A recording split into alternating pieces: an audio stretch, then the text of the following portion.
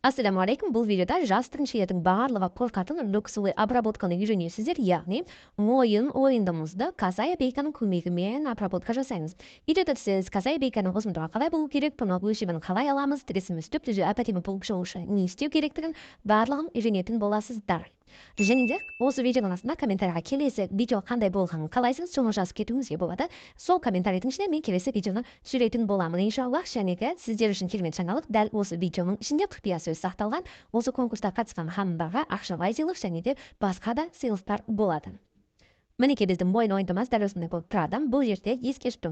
Бұл Касая Бейкамен обработка жасамастан бұрын сіз осы мойын ойындыны адамның басын өтетіндей етіп жасап алу керексіз. Әдетте біз стандартты өлшемдерден, мысалы 7-9 болатын болса, сол өлшемдерден 2 см немесе 2,5 см өлшем түсіріп, осы алдыңғы бойдан да және артқы бойдан мойын ойындысынан ойып аламыз. Сол кезде барлығы идеально болып келеді, бірақ ол барлығы индивидуальды болуы мүмкін. Өзіңізге тексересіз немесе клиентке де примерка жасап тексеріп көруіңізге болады. Бізге қазір Касая Бейкамыз керек, оны қалай істейтінін көрсетемін. Сонымен бейкамыз қалай пішіледі? Смотрите, бізде мынау матамыз. Матада бізде болады кромка, яғни мына желбіреген жақтары және тесіктері бар. Бұл кромка деп аталады. Кромка бізде ұзындық жағымен орналасады. Ал мына жағы болса, бұл матаның ені. Матаның ұзындығы бізде созылмайды, ал ені болса кішкене созылуы мүмкін, ол матаның түріне байланысты. Енді Касая Бейканы біз қалай пішу керекпіз? Оның аты айтып тұрғандай, Касая Бейканы біз по косой, яғни міне ұзындығы жатыр, ені жатыр. Осы жерде біз мына бір 90 градусымыз жатыр. Тура осы параллельде біздің Касая Бейкамыз жату керек. Көрдіңіз ба? Дәл осындай болып. Бұның ұзындығы мен енін қалай жасайтынымды көрсетемін. Әдетте бұның ені 3,5-4 см болуы мүмкін. Ол сіздің өңдейтін бұйымыңызға байланысты. Жем болатын болса, мысалға ашылған күйінде 3 немесе 4 см жеткілікті болады, қалыңдығына байланысты. Немесе дәл осындай Касая Бейкамен ажалдың шеттерінде сондай нәрседе істеп өңдей береді. Соның себепті бұл бізде өңделетін бұйымға байланысты. Ал осы бейкамыздың ұзындығын өлшеу үшін біз не істейміз? Өзіміздің бұйымымызды аламыз, дәл осындай етіп, одан кейін осы мойын ойындысын толығымен өлшеп шығару керекпіз. Трикотажды бұйымдарда біз обычно мына Касая Бейканы өлшейтін болатынбыз. Ол, например, осы мойын ойындысы 50 см болатын болса, біз оны 0,75-ке өлшеп, және сол бейкамызды кішірейтетінбіз. Өзіміздің бұйымымызды аламыз және осының мойын ойыншын толығымен сантиметрлік лентамен өлшеп шығарамыз. Бұл не үшін? Дәл осы лентамыз біздің мойын ойындымызға сәйкес келу үшін. Трикотажды бұйымдарда бұлай өлшенбейді. Касая Бейкамен немесе осындай гармадинамен жасайтын болсаңыз, онда ол жерде біз, например, мойын ойындымыздың өлшемі 50 см болатын болса, оны біз 0,75-ке көбейту керекпіз. Себебі бұл жерде трикотаж бұйымы қатты созылатындықтан, оны біз сол бейкамызда жинаңқырау керекпіз. Бұл туралы анығырақ білгіңіз келсе, мына жерде бізде подсказка шығады. Трикотаж матасынан тігілген жеңді. Дәл осы сабақта қарап көруіңізге болады. Енді біз сіздермен қазір өлшейтін боламыз, яғни мен бір иық тіресінен екінші иық тіресіне дейін осылай сантиметрімді жүргізіп отырып өлшемді жасаймын.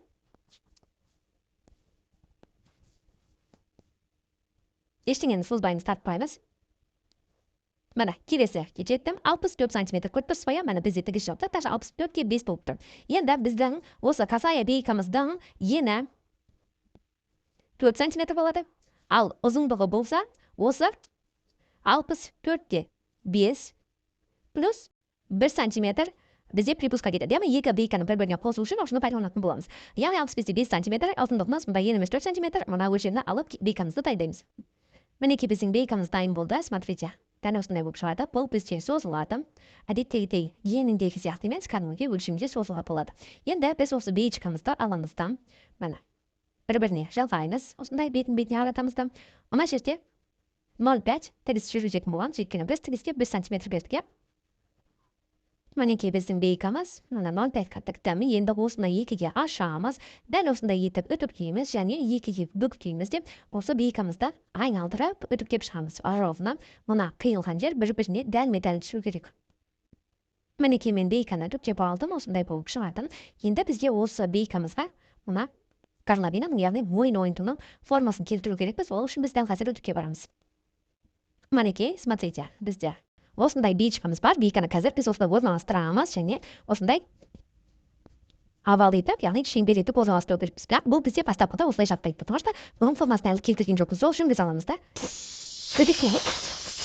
Дәл осындай етіп.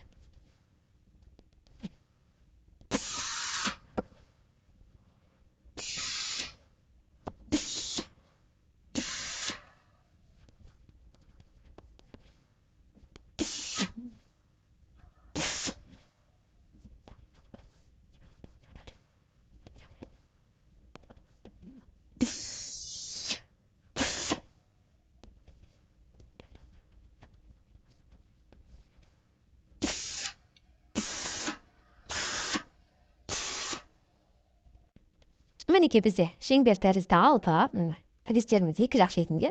Қажеттілік болса осындай автоматский колодкамен футболуыңызға болады, чтобы формасын жақсы ұстап тұру үшін. Негізінде дәл осы жұмысты осындай фатмовский вальппен жасаған жеңілірек.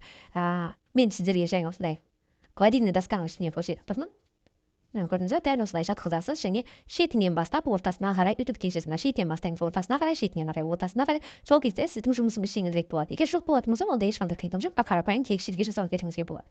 Енді дәл қазір біз осы бейкамызды өзіміздің бұйымымызға тігетін боламыз.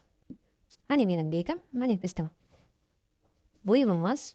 Мынау бізде алдыңғы бойымыз, мынау бізде артқы бойымыз. Мен сізге қазір барлығын техника бойынша көрсететін боламын. Ең бірінші біз осының ортасын тауып алу керекпіз. Ортасын тапқан кезде мынау менде артқы бойым, екі тігісін бір-біріне дәлдейміз және осы жерде инелейміз. Және келесі жағын екі тігісін дәлдейміз, алдыңғы бойы ортасын табамыз. Мінекей кетті.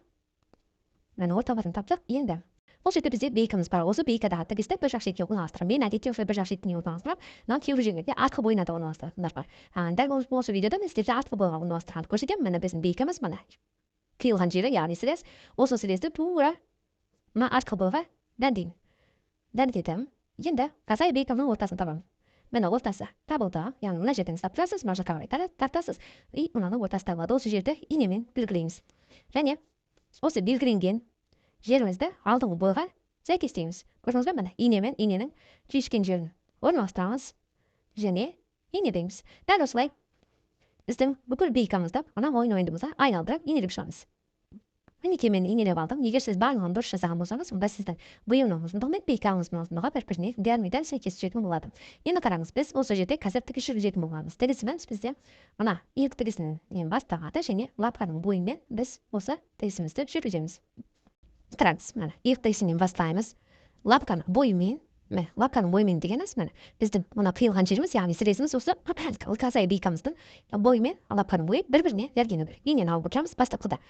Закрепка береміз, фиксируем.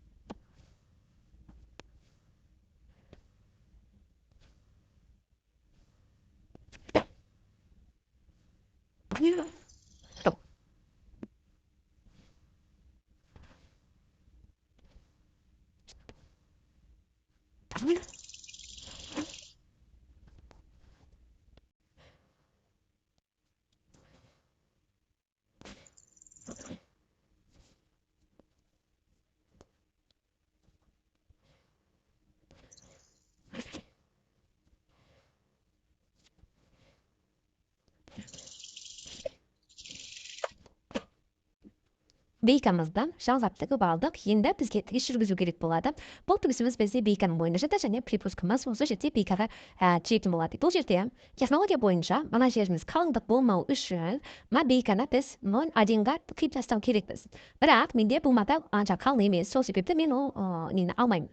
Но егер де сіз қалың маталардан, например, жынса немесе басқа да қалың матаны пайдаланатын болсаңыз, сонда осы бейкаңызда аласыздар, мына тігіске 0,1 етіп қиып алып тастайсыз. Осындай етіп көрдіңіз бе? Осылай тігісіңізді жартысын бейканы алып тастағаннан кейін припускты біз аламыз да қайрап тігіс жүргізетін боламыз.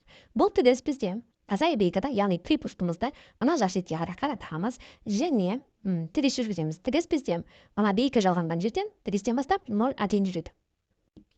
Мына припуск астындағы мен оны бейкаға қарай қараттым. Көрдіңіз бе? Бүкіл қабатымыз сол жаққа шығады. Лапканың астына орнатамыз. Енді тігіс жүргіземіз. Тігіс жүргізген кезде біздің көзіміз инеде емес, мына бір лапкамыздың бойы осы тігіске сәйкес жүргізеді. Сол кезде сіздің тігісіңіз идеальный болып шығады. Бисмилlah дейміз. Міне тігіс жүргізіп бастадым және көзімді мына бір жақ шетке қараймыз. Және келесі жақты орналастырамыз. Мына бейкамызды, яғни припускымызды барлығын бір-біріне дәлдеп аламыз, тігісімізді жүргіземіз, асықпаймыз. Өйткені бұл жұмыста егер асатын болсаңыз, қайтадан шөгіту керек болып қалады. Осылай жазып отырып tekshirgizamiz.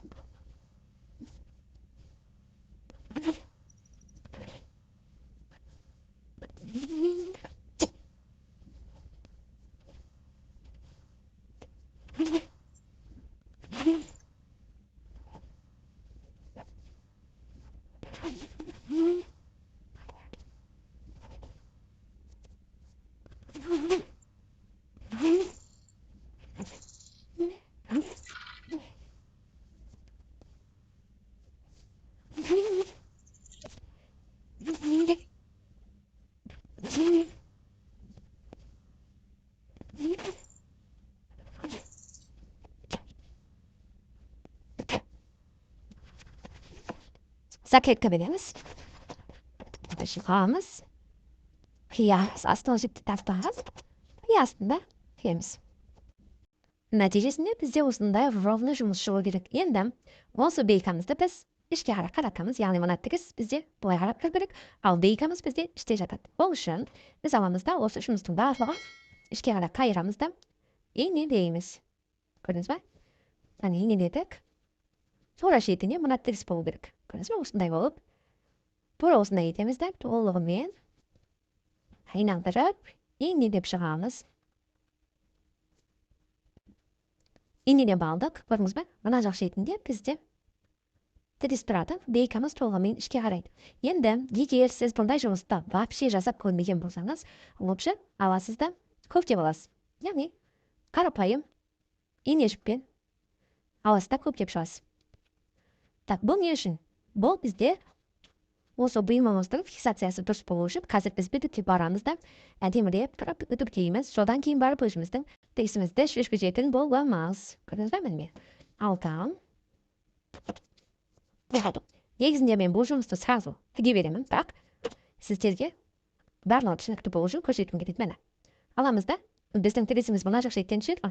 Сәл бір 2-3 мм жоғары көтергенмен осында етіп 1, 2, 3, 4 жібімізді тартамыз.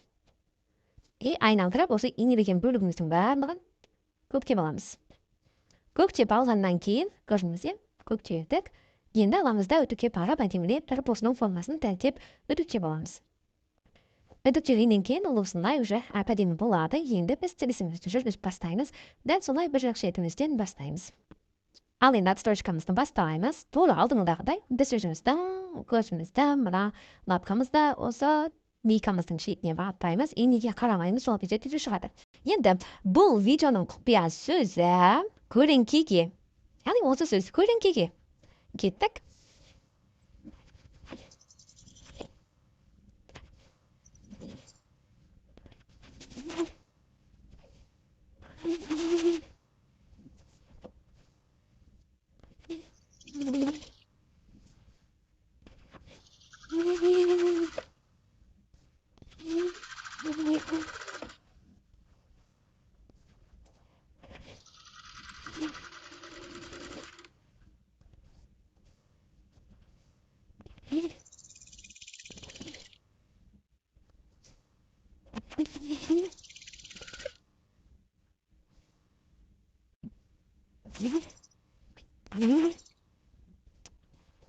Міне біз волны жақындадық. Мына жақшыларды теге шатып-шатып тастаймыз. Мұздарды дейіп жабереміз және шығамыз. Мына жақ шетімізде мінекей бізде почти дайын болды. Енді ана көктеген жібімізді алып тастаймыз.